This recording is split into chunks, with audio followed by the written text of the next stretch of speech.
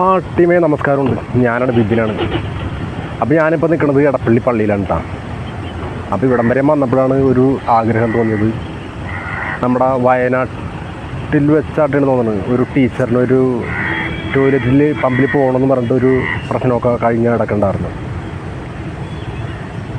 അപ്പോൾ അതുമായി ബന്ധപ്പെട്ട് എടപ്പള്ളി തുടങ്ങി പറവൂർ വരെയും പമ്പുകളിൽ ടോയ്ലറ്റ് സൗകര്യം, കുടിവെള്ളവും എയറടിക്കാനുള്ള സൗകര്യം ഫ്രീ ആയിട്ട് തന്നെ എന്നുള്ളതൊക്കെയാണ് നിയമത്തിലുള്ളത്, പമ്പുകാർക്കുള്ളത്.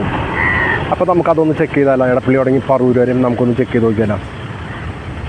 ഏകദേശം 8 പമ്പടത്തോളം ഉണ്ടെന്നാണ് എൻ്റെ ഒരു കണക്കൂട്ടിൽ വന്നത്. എങ്കിലും നമുക്ക് എല്ലായിടത്തും ഒന്ന് ചെക്ക് ചെയ്ത് നോക്കാം. അപ്പോൾ ഇത് യൂട്യൂബിലാണ് കാണണമെങ്കിൽ നിങ്ങളൊന്ന് സബ്സ്ക്രൈബ് ചെയ്യാൻ ശ്രമിക്കുക. ഫേസ്ബുക്കിലാണെങ്കിൽ ഒന്ന് ഷെയർ ചെയ്യാൻ ശ്രമിക്കുക. കാരണം മറ്റുള്ള ആൾക്കാർക്കും ഉപകാരപ്പെടും എന്ന് വിശ്വസിക്കുന്നു.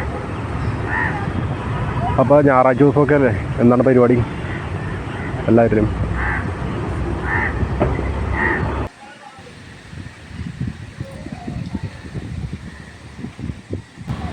അപ്പം ഭിക്ഷാടനം തേടുന്ന ആൾക്കാർ ഇപ്പോഴും അവിടെ തന്നെ ഉണ്ട്. അപ്പം ഇവിടെ എയറൊന്ന് വയ്ക്കാൻ വേണ്ടി പുല്ലൊക്കെ പിടിച്ച് മൊത്തം കിടക്കുകയാണെങ്കിലും ടോയ്ലറ്റിൻ്റെ ഉള്ളിലേക്ക് അത്ര വലിയ കുഴപ്പങ്ങളൊന്നും തോന്നിയില്ല. എടപ്പള്ളി പള്ളിയുടെ ഫ്രണ്ടിലുള്ളതാണ് കേട്ടോ.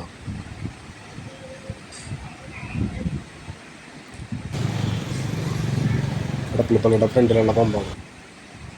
അപ്പോൾ ടീമേ നമ്മ അയത്ത എടപ്പള്ളി പള്ളിയുടെ ഫ്രണ്ടിൽ തന്നെയുള്ള ഒരു പമ്പുണ്ടല്ലോ, അത് നമ്മൾ കവർ ചെയ്ത് കഴിഞ്ഞ് അവിടെ ടോയ്ലറ്റ് സൗകര്യമൊക്കെ വലിയ കുഴപ്പമൊന്നുമില്ല. കുടിവെള്ളമാണെങ്കിലും ഒരു കൂജയിൽ മൺകലത്തിൻ്റെ ഒരു കൂജ ഉണ്ടല്ലോ, അതിലൊക്കെയാണ് സെറ്റ് ചെയ്ത് വെച്ചേക്കണത്. അപ്പം എയർ അടിക്കാനാണെങ്കിലും യാതൊരു കുഴപ്പമൊന്നുമില്ല. അവരോട് പറഞ്ഞപ്പോൾ തന്നെ അവർ തന്നെ വന്ന് എയർ കടിച്ചിട്ടാണ്. അപ്പോൾ നമ്മൾ രണ്ടാമത്തെ പമ്പിൽ നമ്മൾ എത്തിയൊക്കെയാണ്. അപ്പോൾ നമുക്ക് പമ്പിൻ്റെ തൊട്ടിപ്പുറത്ത് നിന്നാണ് ഞാൻ ഈ വീഡിയോ ചെയ്യണത്. അപ്പോൾ നമുക്ക് ആ പമ്പിലേക്ക് രണ്ടാമത്തെ പമ്പ് നമുക്കൊന്ന് കവർ ചെയ്യാം. ഓക്കെ. എനിക്ക് തന്നെ ആണെങ്കിലും പണ്ട് ഒരു ദുരനുഭവം കിട്ടിയിട്ടുണ്ട്. അതിൻ്റെ പേരിലാണ് ഞാൻ മെയിനായിട്ട് വീഡിയോ എടുക്കുന്നത് കേട്ടോ. അപ്പോൾ അമൃതത്തെ പമ്പാണിത്. അപ്പോൾ അവിടെയാണ് തന്നെ കുടിവെള്ളമാണ് പ്രശ്നം. കാരണം കുടിവെള്ളമില്ല. അപ്പോൾ രണ്ടാമത്തെ പമ്പിലെത്തി. വെള്ളം ബാത്റൂമൊക്കെ വലിയ കുഴപ്പമൊന്നുമില്ല. വെള്ളം കിട്ടിയിട്ടില്ല. മോട്ടറടിക്കാൻ പോയേക്കും. മോട്ടറടിച്ച് വെള്ളം കുടിച്ചിട്ടേ പോകുള്ളൂ. ഓക്കെ. കുറച്ച് നേരം നിന്നു. അത് കഴിഞ്ഞിട്ട് ഞാൻ യാത്ര തിരിച്ചു.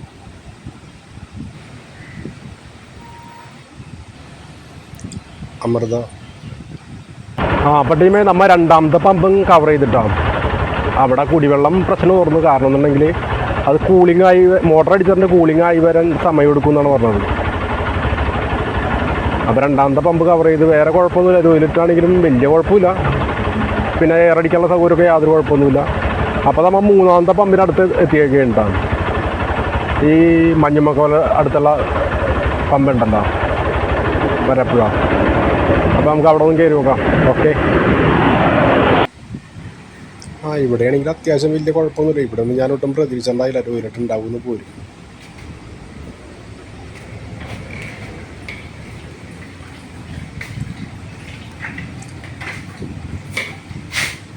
വലിയ കുഴപ്പമൊന്നുമില്ല ടോയ്ലറ്റൊന്നും.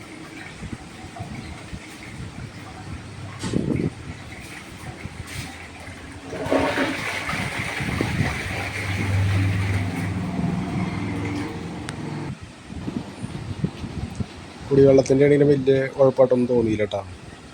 അപ്പോൾ നമ്മൾ നിൽക്കുന്നത് വരാപ്പുഴ പാലത്തിനടുത്തുള്ള ഒരു പമ്പുണ്ടല്ലോ, അപ്പോൾ അവിടെ ഉണ്ടാവും.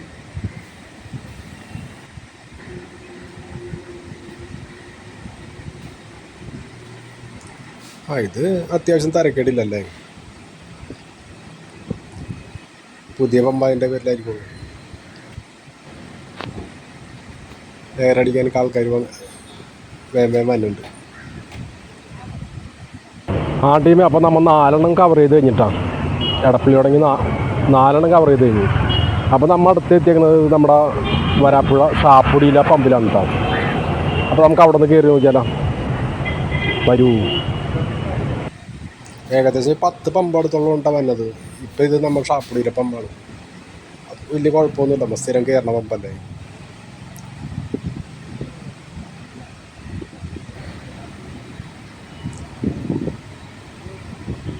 ഈ ഒരു സ്ഥലത്ത് നിന്ന് പോലും ഞാൻ പെട്രോൾ അടിച്ചിട്ടില്ല കേട്ടോ.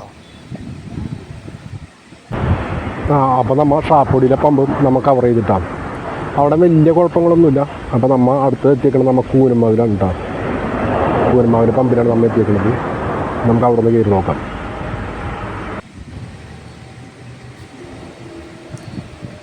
ഇത് കൂനമ്മാവിലെ പമ്പ് അല്ലേ?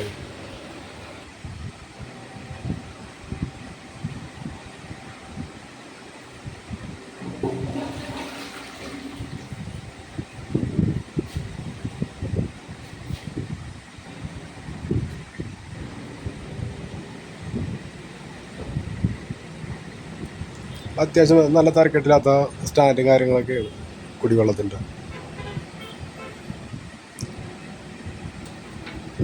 ചില സ്ഥലത്ത് നിന്ന് കഴിഞ്ഞാൽ കുടിക്കാൻ വെള്ളം അവിടെ ഉണ്ടെങ്കിൽ നമുക്ക് കുടിക്കാൻ പോലും തോന്നൂല കേട്ടോ. അങ്ങനെ ഒരു സിറ്റുവേഷൻ കാര്യങ്ങളൊക്കെ ഉണ്ട്. വീഡിയോ ഫുള്ളായിട്ട് കണ്ടു കഴിഞ്ഞാൽ അറിയാൻ പറ്റും. പൂനമാവിനൊപ്പം പണ്ടത്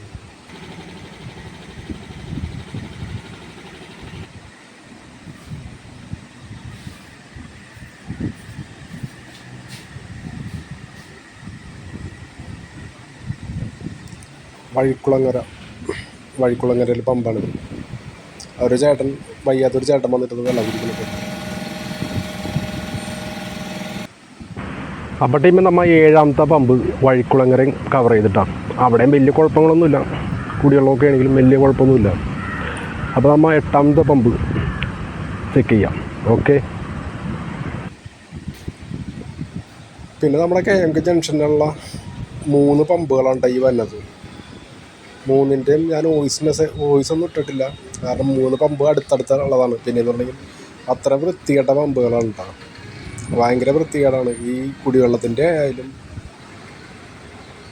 ഉള്ള ടോയ്ലറ്റ് ആയാലും എനിക്ക് ഒട്ടും ഇഷ്ടമായ ഒരു ടോയ്ലറ്റും കാര്യങ്ങളും ഉണ്ട്. കാരണം കണ്ടാൽ തന്നെ ഒരു അറപ്പ് തോന്നുന്ന വിധത്തിലാണ് അതിൻ്റെ അകത്തോട്ട് കയറാൻ തന്നെ തോന്നുന്നില്ല.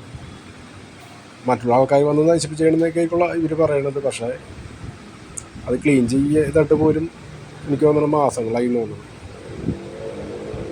ആ ബക്കറ്റിൻ്റെ അടിയിൽ കണ്ടില്ലേ, കണ്ടാൽ തന്നെ ഭയങ്കര അറപ്പ് തോന്നും നമുക്ക് ഈ ടോയ്ലറ്റിൽ കയറാൻ തന്നെ.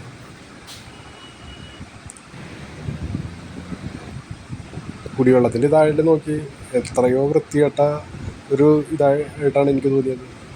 അതിനൊക്കെ അഴുക്ക് പിടിച്ചിരിക്കുന്നതാണ് നിറച്ച്. പിന്നെ എല്ലായിടത്തും എയർ ചെക്ക് ചെയ്യാനായിട്ട് എല്ലായിടത്തും നല്ല സൗകര്യം ഉണ്ട് കേട്ടോ.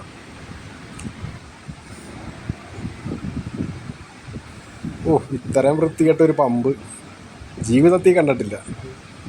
ടോയ്ലറ്റ് നോക്കി KMK ജംഗ്ഷനിലുള്ള പമ്പ് ഇതാണ്. KMK ജംഗ്ഷനിൽ ഉണ്ട്, കയറാൻ പറ്റുമോ? കുടിവെള്ളത്തിൻ്റെ ഒക്കെ എനിക്ക് നോക്കി അതിൻ്റെ ഉള്ളിലെന്തോ വെള്ളം സ്ഥിരമായിട്ട് പോയിക്കൊണ്ടിരിക്കുന്നുണ്ടെങ്കിലും അതിൻ്റെ ഉള്ളിലൊക്കെ കണ്ടു കഴിഞ്ഞാൽ തന്നെ പക്ഷേ എയർ അടിക്കാനായിട്ട് അവിടെ ആൾ വന്ന് അപ്പം തന്നെ നമുക്ക് ഹെൽപ്പ് ചെയ്ത് മാറ്റണോ. അപ്പോൾ വീഡിയോ ഇഷ്ടപ്പെട്ട ലൈക്ക് ചെയ്യാൻ മറക്കണ്ട. യൂട്യൂബിലാണ് കാണുന്നതെന്നുണ്ടെങ്കിൽ ഒന്ന് സബ്സ്ക്രൈബ് ചെയ്തേക്കാം. ഫേസ്ബുക്കിലാണെങ്കിൽ ഒന്ന് ഷെയർ ചെയ്തേക്കാം. മറ്റുള്ള ആൾക്കാർക്കും ഉപകാരപ്പെട്ടിട്ട്. Okay, thank you.